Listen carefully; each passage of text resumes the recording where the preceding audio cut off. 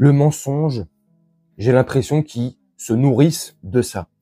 La désinformation, j'ai l'impression qu'ils se galvanisent de ça. Ça les motive, ça les excite, ça les surexcite, j'en sais rien. Mais ils sont complètement fous. On peut pas avoir la moindre discussion sans que ça s'envenime, sans que en face, tu sois considéré comme un antiseptique, un révisionniste, un complotiste, ce que tu veux. C'est dingue. François Asselineau, là, dans l'extrait que je vais vous montrer, essaie juste d'en placer une. Essaie juste de placer un argument. Mais en face, la meute, les hyènes, lui sautent direct dessus. Et quand je dis sauter, c'est un grand mot. Il lui laisse pas en placer une. Bref, je vais vous montrer l'extrait et on en discute juste après. Le Figaro reprend, en somme, c'est ce que dit Meir Habib, le narratif du Hamas dans son titre. Comment est-ce que vous l'expliquez, vous ? Bah oui, mais vous reprenez le narratif de Tsahal, si vous voulez. Est-ce qu'on peut comparer le Hamas et Tsahal ? Moi, je ne suis ni à Tsahal, ni à Hamas. Oui, mais est-ce qu'on peut faire une équivalence entre un groupe terroriste et l'armée d'une démocratie ? Je suis peut-être seul contre tous, mais je voudrais dire ici qu'il n'est pas quand même crédible qu'il y ait quand même 150 journalistes qui soient décédés et que les 150 soient tous des terroristes. Tout le monde sait, c'est pas seulement l'AFP. Non mais donnez une définition du journaliste, c'est pas seulement l'AFP, c'est intéressant. C'est quoi un journaliste? C'est pas seulement l'AFP, c'est le CPJ aussi. Ouais.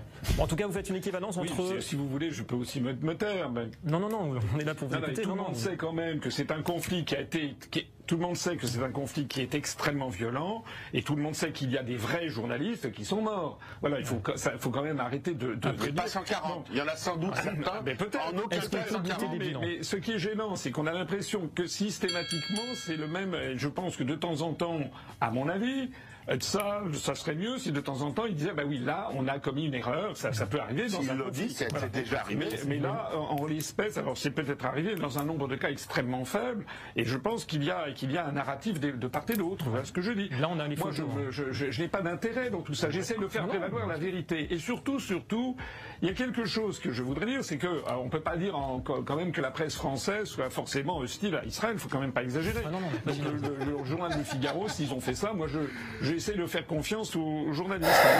Voilà. On peut pas parler, hein. On peut pas en placer une. On peut pas sortir un chiffre sans qu'en face, il soit démenti. 150. Non, c'est pas vrai, c'est pas 150. Ils étaient 141. Bon, d'accord. 141. Oui, mais sur les 141, 139, c'était des terreaux. D'accord. Les deux. On peut pas. Comme il le dit très bien François Asselineau, moi, j'ai aucun intérêt là-dedans. Côté israélien, côté palestinien, j'ai pas d'intérêt, moi. Mon seul et unique intérêt, en gros, si j'ai bien compris la chose, hein, c'est la vérité. C'est tout. C'est de savoir ce qui s'est réellement passé. Peu importe qui c'est qui a tort, qui c'est qui a raison. Il n'y a pas d'intérêt là-dedans. La vérité. Uniquement la vérité. Bref. Ça, j'ai l'impression qu'ils veulent pas. Mais au-delà de ça, ils lui rentrent dedans direct. Et rentrer dedans, c'est un grand mot, hein. Là, ça va. Ça va, là. Les hyènes de service, ils ont été plus ou moins tranquilles. Donc, ils lui rentrent pas trop dedans. Mais ils lui laissent pas en placer une, en fait. Mais les 150 journalistes, c'est vrai ou c'est faux? Je sais pas. On va demander à OK Google. Après, peut-être que OK Google est antiseptique. Va savoir. Parce que tout ce qui va pas dans leur sens, j'ai l'impression que c'est antiseptique. C'est une impression. Bref. OK Google. Selon RSF, dans le cadre de son offensive lancée sur la bande de Gaza à la suite de l'attaque meurtrière du Hamas en Israël le 7 octobre 2023, l'armée israélienne a tué plus de 150 journalistes dans l'enclave palestinienne assiégée, dont plus de 41 dans l'exercice de leur métier. Voilà. Donc, je pense que sur le chiffre des 150 journalistes, je pense que François Asselineau, il est dedans. Il a visé juste. En face, c'est les titis. Oui, mais non 150 journalistes. Ils étaient partis sur place, faire un travail, leur travail de journaliste, pour relayer les informations, qu'elles plaisent ou qu'elles plaisent pas. C'est le travail d'un journaliste. Eh ben non, 150 ont perdu la vie dans l'exercice et dans le cadre de leur travail. Courageusement, ils ont perdu leur vie. Parce qu'il faut avoir des coronesses pour aller là-bas et voilà, faire son travail de journaliste. Il faut le reconnaître. Donc, grand respect à eux. Mais au-delà de tout ça, 150, mais non, on dit non. Mais pourquoi je voulais faire cette vidéo? Parce que c'est symptomatique de ce qui se passe en ce moment. Peu importe le sujet. Peu importe le sujet. Que ça soit de la politique, un conflit, la guerre, économiquement, sur les 20% de taxes de douane que Trump il veut faire. Peu importe le sujet. Football, sport, loisirs, peu importe, c'est pour vous dire. Les gens, ils se parlent plus. Les gens, ils se mettent dessus. Ils se cognent dessus.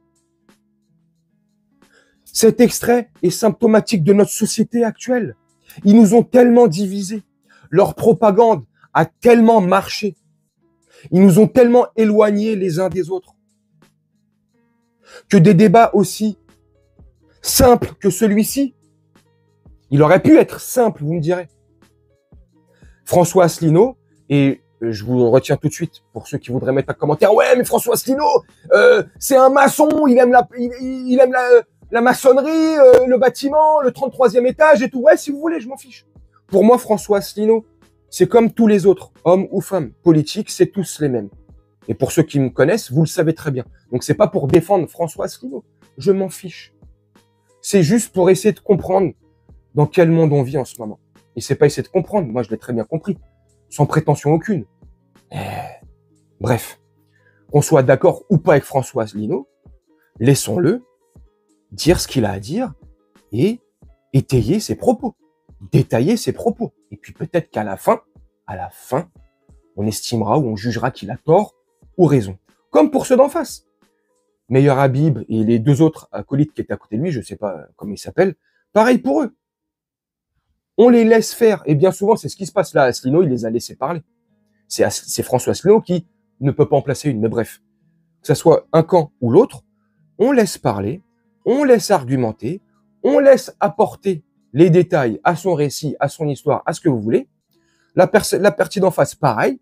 Et on voit à la fin qui c'est qui a tort, qui c'est qui a raison. Comme là, sur les 150 journalistes. Moi, je pense que François Asselineau a raison. À moins que OK Gogol soit antiseptique. Donc là, forcément, ils vont pas dans le sens d'Israël. Donc forcément, leur intérêt, c'est de nous donner des informations à nous, les chiens de la casse, les gueux, ceux qui n'ont pas la lumière à tous les étages. J'en sais rien. Et c'est catastrophique quand même. Bref, des images comme ça et des scènes comme celle-ci, il y en a énormément. Énormément. On peut... Moi, je rêverais vraiment, et je vais vous laisser là-dessus, je rêverais franchement d'un monde où, c'est utopique ce que je dis, ça arrivera jamais. Donc, calmez-vous en commentaire, mais je rêverais, c'est un rêve. I have a dream! Martin Luther King. Martin Burger King. Tu vois, mais dans mon utopie comme ça, dans mon délire, j'aimerais que les gens puissent communiquer. Qu'on soit d'accord ou pas. Et le plus rigolo, ça serait qu'on soit pas d'accord. Parce que si on est d'accord, bon, y a pas d'intérêt. Qu'on soit pas d'accord, peu importe le sujet. Politique, religieux, sportif, ce que vous voulez. Professionnel, amical, bref. Qu'on puisse pas forcément être d'accord, mais s'entendre, se comprendre, s'écouter. Ok. Moi, ça arrive avec des amis à moi, avec des proches à moi, avec des gens de ma propre famille. Il y a plein de sujets sur lesquels on n'est pas d'accord, mais vraiment pas d'accord. Mais je les laisse exprimer leurs idées. Et ils me laissent, moi, exprimer mes idées. Et au final, des fois, c'est moi qui change mon fusil d'épaule, je reviens sur mes principes ou sur ma façon de penser, de base, je me dis, bon, c'est vrai, j'ai peut-être eu tort. Et des fois, c'est l'inverse. C'est les personnes d'en face qui se disent, bon, j'avoue, là, Gino, il a peut-être raison, là, j'ai peut-être été un peu trop loin, tu vois. Donc, ça sert à ça, la communication. Ça sert à ça de se parler. On peut s'engueuler, bien sûr. Mais on peut se respecter, bordel de merde. C'est difficile de demander le respect. C'est difficile. J'ai l'impression que oui. Bref, dites-moi en commentaire ce que vous en pensez. Moi, je vais vous laisser là-dessus. Alors, je vous conçois, cette vidéo, elle est pas très rigolote. C'est pas grave. J'avais envie de dire ce que j'ai dit là. Partager mon point de vue sur cette petite séquence. Petite séquence d'1 minute 45. Hein. Elle n'est pas très longue, mais elle veut dire beaucoup sur notre société. Et peu importe là le sujet. Là, en l'occurrence, c'est sur le conflit israélo-palestinien par rapport aux fake news des 150 journalistes ou pas, mais peu importe là. Là, c'est sur ce détail-là, mais sur d'autres détails. C'est pareil, en fait.